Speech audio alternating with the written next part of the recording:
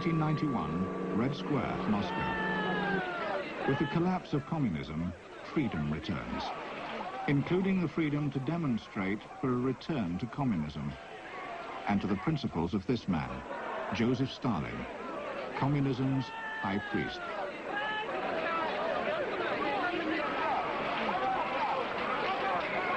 "40 years after his death, in the hearts and minds of countless Russians,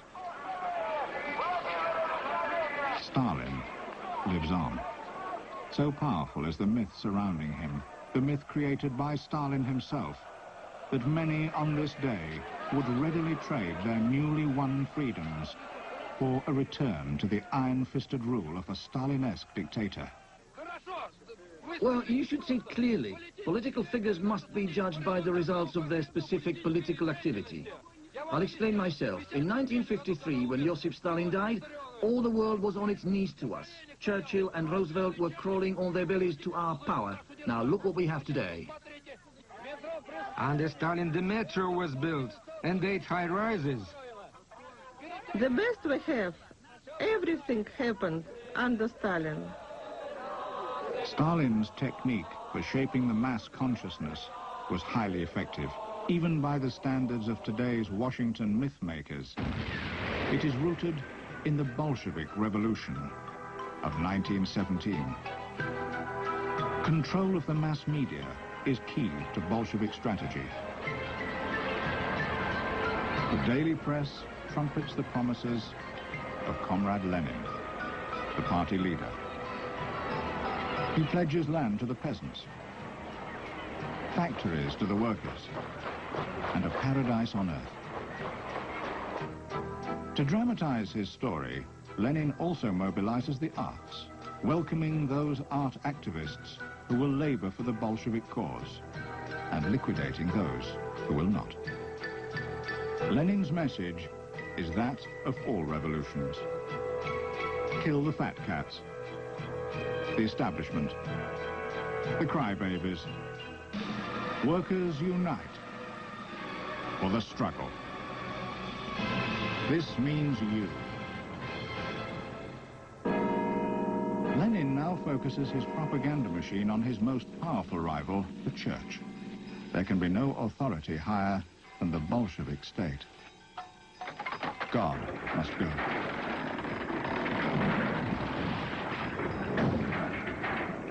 So must his hated icons, the symbols of Russian spirituality. They must make way for the new gospel.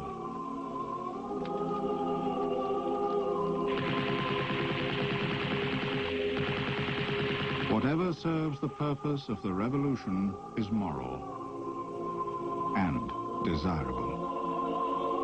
Lenin also despises the intelligentsia, saying, "They are not the brain, but the excrement of the nation." To which young Joseph Stalin adds, "The intellectuals must be useful to our cause or obliterated." Russia's intellectuals by the hundreds flee the country. Sergei Rachmaninoff, the brilliant composer. Vladimir Nabokov, the writer, with his parents.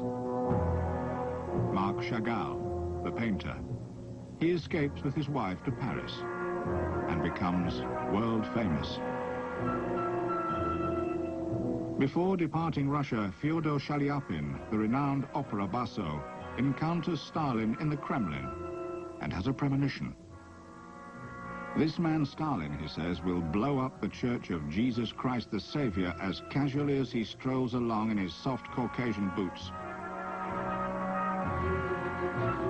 The Church of Jesus Christ the Savior is the symbol of Russia's spirituality and military glory, built with money donated by the people to commemorate Russia's victory over Napoleon, created by Russia's best architects and sculptors, its friezes and statuary, the labor of decades. Its destruction would be unthinkable, an atrocity. When Lenin dies in 1924, Stalin seizes power. Now it is he who must find a way to impose his will on this vast, unruly country, with no means of mass communication, and upon the minds and hearts of its 160 million ethnically mismatched people. From this day forward, nothing must cast doubt on the principles of the Stalinist regime and its politics. It must be understood that only Stalin is capable of leading this nation to glory, that his judgments are infallible, not to be questioned. Stalin knows better than even Lenin how to engineer this feat. He will fashion a colossal illusion, a mythology, more vivid and plausible than life. And to do it, he will tame and harness the arts and the press. Every writer, painter, composer, architect, and sculptor in Russia. Stalin begins by forming a ministry of ideology to ensure that nothing will be created, no book, poem, drama, painting, ballet, construction, symphony, film, nothing that does not reinforce the myth. Stalin is to enter the home, mind, and heart of every person. To do this, one of Stalin's first moves is to install a nationwide radio network.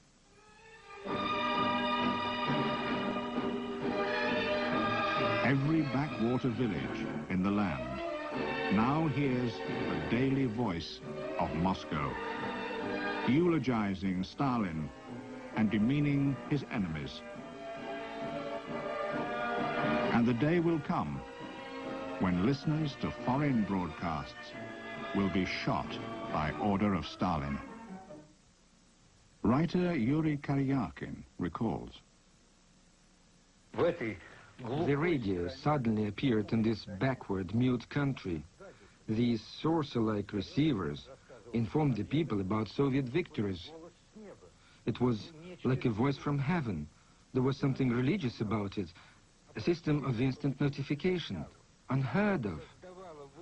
Receiving these broadcasts created a kind of mysticism in this remote Asian land. There was something terrifying about it. I remember that feeling. I remember what that saucer meant.